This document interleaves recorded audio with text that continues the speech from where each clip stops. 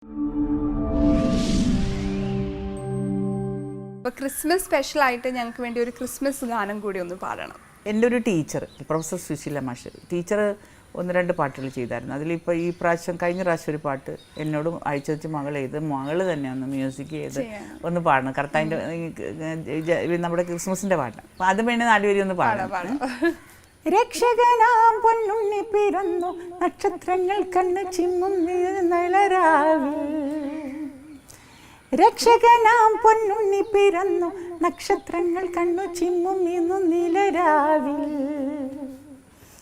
മഞ്ഞിനേക്കാൾ വെണ്മയേറിയ ഉടുപ്പണിഞ്ഞൊരു മാലാഖ നക്ഷത്ര കണ്ണുമായി ഇന്നരികിലെത്തി എന്നരികിലെത്തി ഒരു സ്വർഗീയ സംഗീതമിൻ കാതിൽ മുഴങ്ങി. അതായിരുന്നു പാട്ട്. മനസ്സിലായി? നല്ല പാട്ടാണ്. താളമുള്ളൊരു പാട്ട്. അങ്ങനത്തെ ഒരു പാട്ടായിരുന്നു. ഞാൻ തന്നെ ട്യൂൺ ചെയ്തതാണ്. അപ്പം അത് പിന്നെ ടീച്ചറിന് ചെയ്തു കൊടുത്തു. ടീച്ചറിന് വലിയ സന്തോഷമായി.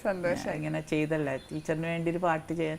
അവരൊക്കെ സ്വപ്നം പോലും കാണുന്നില്ല. ഒരു കവിത എഴുതുമെന്നല്ലാതെ അവർക്കത് പാട്ടാക്കാനൊന്നും അറിയില്ലായിരുന്നു. ഞാൻ എല്ലാ പ്രാവശ്യവും ഇപ്രാവശ്യം ഒരെണ്ണം ഇറക്കണമെന്നുണ്ട്. ഞാൻ ആലോചിക്കുന്നുണ്ട്. ഒരു ഓണപ്പാട്ടുകൾ ഞാൻ 1-2 ചെയ്തു. ഓണം പൊന്നോണം പൊന്നോണം പൊന്നിറകതിരുകളാടും എൻ പാടത്തിൽ ഓണം ഞാൻ എഴുതിയതാ. ഓണം പൊന്നോണം പൊന്നോണം എൻ കിളിമകളുടെ ഈണത്തിൻ താളത്തിൽ ഓണം എന്ന് പറഞ്ഞ് എഴുതി വെച്ചാൽ അങ്ങനെ 1-2 പാട്ട് ചെയ്തു. ഓണത്തിന്റെ പാട്ടുകൾ ഇങ്ങനെ ഇടയ്ക്ക് ചെയ്തു. ഒരുപാട് സന്തോഷം. ഞങ്ങളും കാത്തിരിക്കുകയാണ് സത്യത്തിൽ ഈ ക്രിസ്മസ് സോങ്. ഇത് പറഞ്ഞുകൊണ്ട് തന്നെ ഉള്ളിലൊരു മ്യൂസിക് ഡയറക്ടർ ഇവിടെ വിളിച്ചിരിക്കുന്നുണ്ട്. അങ്ങനെയൊന്നുമില്ല, മ്യൂസിക് ഡയറക്ടറേ ഇല്ല. പക്ഷെ മ്യൂസിക് ചെയ്യാന്ന് പറയുന്നത് അത് നമ്മുടെ ഒരു സ്വപ്നമല്ലേ. ഇപ്പൊ ഞാൻ പറഞ്ഞില്ലേ, കവിതകൾ എഴുതുന്നത് നമ്മുടെ സ്വപ്നം പോലെ തന്നെ മ്യൂസിക് ചെയ്യുന്നത് നമ്മുടെ സ്വപ്നങ്ങളെല്ലാം ഇവിടെ നടത്തിക്കൊണ്ട് പോകണം.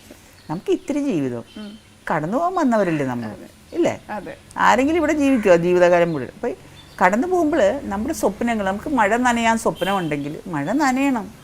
ഇത്രയും മനോഹരമായ ഭൂമി നമുക്ക് ഈശ്വരൻ തന്നില്ല. ഞാൻ ഈ പുല്ലിലോട്ടൊക്കെ നോക്കുമ്പോഴും എനിക്ക് കുളിർമ തോന്നും. കാരണം അത് നമുക്ക് തന്നില്ല ദൈവം. ഈ പുല്ലൊക്കെ നമുക്ക് തന്നില്ലേ എന്ന് ഞാൻ ഓർക്കും. ഇതൊക്കെ കാണാനുള്ള ഭാഗ്യം നമുക്ക് തന്നില്ലേ. അപ്പോൾ അതിനെയൊക്കെ നമ്മൾ കുറച്ച് ആസ്വദിക്കണം. മനസ്സിലായി? ഹൃദയത്തിലെല്ലാത്തിനും നമ്മളിങ്ങനെ ചുറ്റും നമ്മുടെ പ്രപഞ്ചം നോക്കിയാൽ, പ്രകൃതിയൊക്കെ നോക്കുമ്പോൾ നമുക്ക് ഇതൊക്കെ എന്താണ് ഇങ്ങനെയൊക്കെ കാണാനുള്ള ഭാഗ്യം ദൈവം തന്നു. മനസ്സിലായി? അപ്പം നമ്മുടെ ആഗ്രഹങ്ങൾ നടക്കാൻ പറ്റുന്ന നടത്തണം. മനസ്സിലായി? നടത്തി പോവുക. തെറ്റായ ആഗ്രഹങ്ങളെന്നല്ല, മോശമല്ല, നല്ലകളെല്ലാം നമുക്ക് നടത്തുക എന്നുള്ളത്. കേട്ടാ?